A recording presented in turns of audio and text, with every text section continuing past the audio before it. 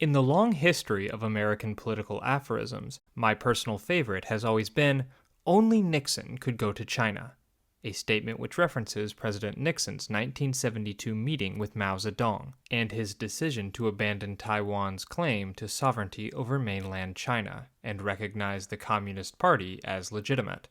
This was a seismic turn in geopolitics, and the statement was coined to express that only someone with anti-communist bona fides as strong as Nixon's could have recognized Mao's government without paying a steep political price for it.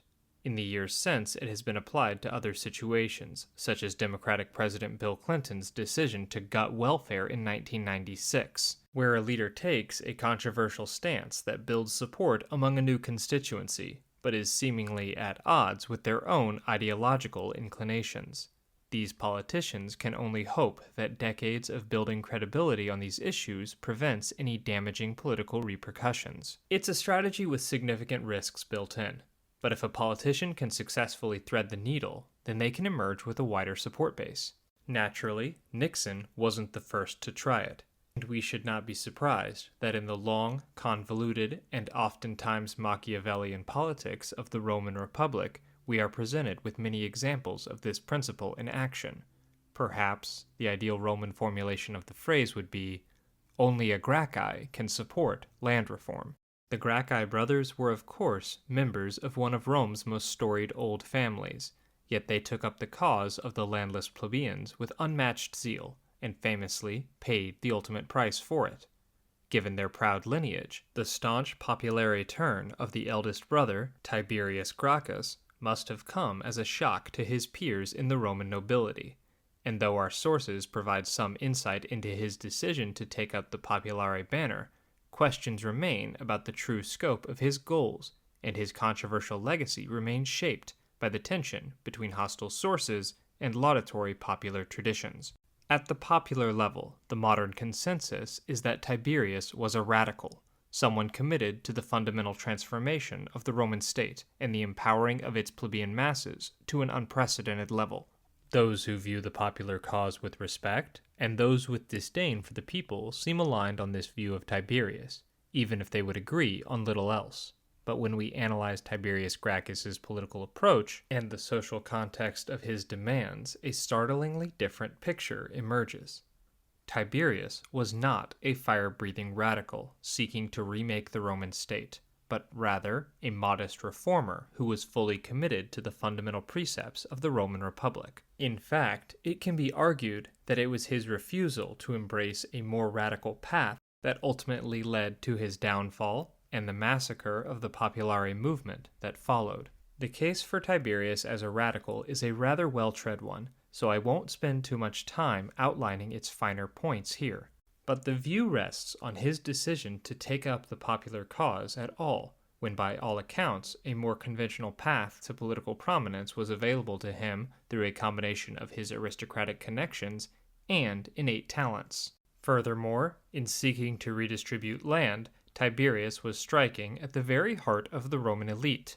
We must remember that prior to the emergence of complex money economies, wealth was primarily reckoned in how much land one owned. In this context, his call for land redistribution would be akin to a modern politician calling for the New York Stock Exchange to be collectivized. The final piece of evidence, and the one that I feel is most critical to the case for Tiberius as a radical, is that late in his tribunate, he began to openly flout precedent. First, in his move to depose an opposing tribune, and second, in standing for the office despite the legally dubious nature of his candidacy. Surely, the argument goes, these actions, or some combination of them, testify to someone who aimed to rip up the Roman state at its very roots and remake it into something more populist. Perhaps this is the case, though I'm inclined to take a much more conventional view of his political ambitions. For when analyzing and categorizing the elder Gracchus's political career, we must remember that the image of Tiberius as a radical has its origins in the propaganda of his enemies. From early on in his tribunate, the conservative elite painted him as a threat to the Republic itself, claiming that he was only allying himself with the masses in order to gain their support so he could crown himself king. Tiberius, in contrast, always maintained that he was a politician acting firmly within the Republican mold. We can, of course, suspect him of downplaying his true aims, but given the integrity of Tiberius and the repulsive character of his opponents, I'm much more inclined to give him the benefit of the doubt here and take him at his word. Ironically, it is those of a modern left-wing persuasion, on the hunt for heroes in the ancient past, who are most inclined to believe Gracchus was the man depicted in the propaganda of elite aristocrats, and not the man he claimed to be. For until the very end of his career, there was nothing inherently radical about Tiberius's agenda, or even his tactics. Not only were his proposals rather moderate in the final reckoning, he sought to achieve his ends through means that were well within Republican constitutional norms. The office of the tribunate had always wielded enormous power within the Roman constitutional system. Tiberius was simply the first to realize what the tribunate was capable of, and employ the magistracy to achieve his desired reforms. Though his ultimate aims can be debated by scholars, the origins of Tiberius's popular opinions seem clear enough. Plutarch details that while traveling to Spain to serve as quaestor in 137, he became troubled by the lack of free Roman smallholders. As Tiberius was passing through Tuscany on his way to Numantia, he observed the dearth of inhabitants in the country, and those who tilled its soil or tended its flocks there were barbarian slaves. He then first conceived the public policy, which was the cause of countless ills to the two brothers. Though the decline in free citizen farmers was troubling enough in its own right, Tiberius also understood that it was these landowners who formed the backbone of the legions. If Rome was unable to enlist the soldiers it needed for the wars, occupations, and pacification operations that were becoming a permanent fixture of Republican politics, then further expansion was untenable. After his year as quaestor, Tiberius waited for several years in Rome before declaring his candidacy for tribune of the plebs. Despite his family's fame and fortune, he seems to have been damaged goods at this time, due to his personal conflicts with the Senate over their refusal to ratify a treaty he had negotiated in Numantia.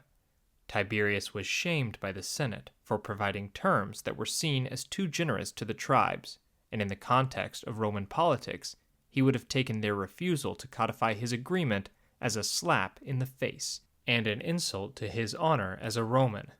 But in 133 he deemed that the time was right to resume his political career. From the start, his campaign seems to have been fueled by populist fervor, as Tiberius confidently broke ranks with many of his fellow aristocrats and courted the support of the masses. Cicero tells us that he took the office because he was so infuriated with the nobility.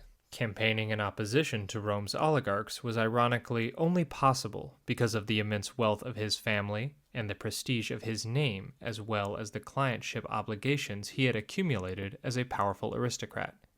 He was supported by prominent senators and even ex-consuls, but we don't know if this was because they also saw the need for reform or due to the complex system of favors that defined Roman politics. But still, a turncoat is a turncoat, and the masses love a good class traitor, especially one that is ideologically committed to their cause. The energy and ambition of Tiberius were most of all kindled by the people themselves, who posted writings on porticos, house walls, and monuments, calling upon him to recover for their poor the public land. Tiberius rode a wave of popular support into the tribunate with a clear mandate for reform.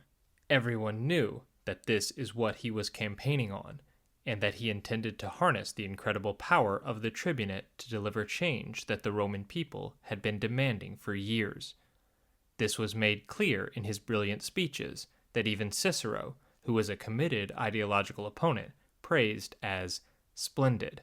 Whenever, with the people crowding around the rostra, he took his stand there and pleaded for the poor, "The wild beasts that roam over Italy," he would say, "have every one of them a cave or lair to lurk in, but the men who fight and die for Italy enjoy the common air and light, indeed, but nothing else. Houseless and homeless, they wander about with their wives and children, and it is with lying lips that their imperators extort the soldiers in their battles to defend sepulchres and shrines from the enemy, for not a man of them has an hereditary altar. Not one of all these many Romans an ancestral tomb, but they fight and die to support others in wealth and luxury. And though they are styled masters of the world, they have not a single clod of earth that is their own. But despite this radical language, the proposed reforms were actually quite moderate and were drafted with input from a cross-section of leading aristocrats.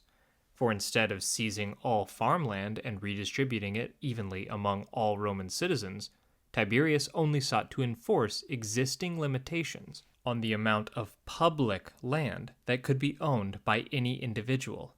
In fact, his laws were specifically drawn up with the purpose of enforcing existing laws that were already on the books, but were being ignored by the corrupt Roman elite. Passing laws to demand that existing laws are enforced is not the calling card of a revolutionary. Rather, it is indicative of someone that is invested in protecting the legitimacy of the current governmental structure. But not only did Tiberius's reforms not touch the vast private estates of the wealthy, they even accommodated those that had illegally taken charge of public land by increasing the legal maximum allotment from 500 aegura, or roughly 300 acres, to up to 1,000 aegura if they had 2 sons. Tiberius was so conciliatory that he was prepared to effectively double the legal public land claims of wealthy landowners, but still they fought him tooth and nail. This demonstrates that the public land claims of the oligarchs who dominated the Senate were far, far in excess of not just the legal maximum, but of Tiberius's extension. If you're enjoying this video, please do us a favor by liking, commenting, and subscribing. We're a small channel, and this is the only way to get the almighty YouTube algorithm to notice us. Furthermore, you can help Tribunate become more sustainable by becoming a member for as little as 99 cents a month. Thank you for all of your support. These efforts at moderation won Tiberius no support from the conservative diehards, and despite overwhelming popular backing for the bill, it was DOA in the Senate. Reading the writing on the wall, Tiberius initially took the bill directly to the plebeian assemblies, declining to even give the Senate an opportunity to voice its opinion on the matter. The elite were incensed by this breach of protocol, which, though entirely constitutional, violated centuries of precedent. In response, they worked with another tribune named Octavius, who was himself an owner of public land. Octavius vetoed the vote by the assembly and so prevented the passage of the bill. His position here is a reminder that despite the radical origins of the tribunate, the magistracy was typically held by elites with little interest in the material well-being of the poorest plebeians. But despite his aristocratic leanings and the long-standing hesitance of most tribunes to advocate for any meaningful change, Octavius's decision to veto the will of the people was unprecedented and a severe breach of faith. The tribunician veto was intended to protect the people from abuse by the elite, not to be used against the very electoral body that selected the tribunes and was recognized as the authoritative voice of popular sentiment. Tiberius attempted reasoning with Octavius, but it is difficult for a man to see logic when his pocketbook is on the line, and he refused to yield. In response, Tiberius proposed an unusual solution, that the plebeians vote on whether or not Octavius should be deposed from office. When, however, Octavius was not to be persuaded, Tiberius introduced a law depriving him of his tribuneship, and summoned the citizens to cast their votes upon it at once. Now there were 35 tribes, and when 17 of them had cast their votes, and the addition of one more would make it necessary for Octavius to become a private citizen, Tiberius called a halt in the voting, and again entreated Octavius, embracing him and kissing him in the sight of the people, and fervently begging him not to allow himself to be dishonored, and not to attach to a friend responsibility for a measure so grievous and severe. On hearing these entreaties, we are told Octavius was not altogether untouched or unmoved. His eyes filled with tears, and he stood silent for a long time. But when he turned his gaze toward the men of wealth and substance who were standing in a body together, his awe of them, as it would seem, and his fear of ill repute among them, led him to take every risk with boldness and bid Tiberius do what he pleased. And so the law was passed, and Tiberius ordered one of his freedmen to drag Octavius from the rostra. This was Tiberius's first step into something truly radical, the idea that tribunes served at the pleasure of the people, and not as disinterested aristocrats who could pad their resume with a stint as tribune before moving on to another office. He was formulating a theory of governance and popular sovereignty that was new in Rome. It was likely this conviction that the people should determine who served as tribune that pushed Tiberius to violate conventional norms and run for a second term. Opponents tarred him with charges of aiming at monarchy, but Tiberius felt that the people alone, and not the inherently conservative traditions of the state, should decide who was elected as tribune. As far as we know, he was the first in Rome to express the idea that it was the people who were sovereign, and that Rome was comprised of its citizens, not the aristocrats who dominated its institutions. When the bill passed, and the Senate retaliated by refusing to fund the commission that was to reapportion public land, Tiberius employed this same line of argument to lay claim to the revenue of Pergamum, which its heirless king had left in his will to the Populus Romanus. Previously, this income would have been recognized as falling to the Senate, but Tiberius read the will literally. After all, who were the Populus Romanus, if not the plebeians themselves? Tiberius therefore became the first Roman to ask an important question about how a state is formed and who it should represent. His ideas about popular sovereignty remained a treacherous fault line for the remainder of the Roman Republic, and even now, political debates in modern democracies still center at their very heart on the issue of who really ought to rule. All of this occurred because a Roman aristocrat began to take his own arguments to their logical conclusion, shaped by his experience as an advocate for the masses and as an opponent of a corrupt and uncaring elite that refused to see the necessity of reform. This uncovering of fundamental contradictions at the heart of the Roman state makes Tiberius one of the most compelling figures in Roman history, but we must not overstate his populist convictions. At least initially, the program of land redistribution was framed as a necessity to make more free citizens eligible for the legions. He wanted more legionaries so that Rome would be better equipped to conquer abroad, stealing treasure and people alike from the wider Mediterranean world to enrich themselves. Tiberius may have come to see the shared humanity and dignity of all Roman citizens, but he didn't recognize non-Romans as worthy of this same basic respect. He was, at his heart, still an imperialist, and he wanted to create a more efficient Roman war machine to project Roman power abroad while exploiting those outside the protections of Roman citizenship and society. Furthermore, while he objected to foreign slaves working the vast latifundia of the rich and taking the jobs of free Romans, he had no issue with slavery as a practice. It may be hard to condemn him specifically for this, as it was a sin shared by all his fellow countrymen, but it is frustrating to see someone in the ancient world come so close to recognizing the ills of slavery, but be unable to take the logical next step and understand the inherent wickedness of the entire institution. We can, of course, simply call him a man of his time in these respects, for that is what he was, but applying this label in his defense also necessarily detracts from any efforts to paint him as an innovator in the field of human rights. Simply put, Tiberius made his radical breakthrough far too late, and was far too limited in how he applied his convictions to save his political project and even his own life. But though Tiberius's story ends in tragedy, his land reform law was maintained even after his death. Furthermore, his victories and his setbacks would point the way for other populare reformers to fight for improvements in the lives of the poorest Romans. He may have begun as a simple reformist, but the questions that he asked, the contradictions that he introduced, and the legacy that he left would ripple through time to provoke revolutions.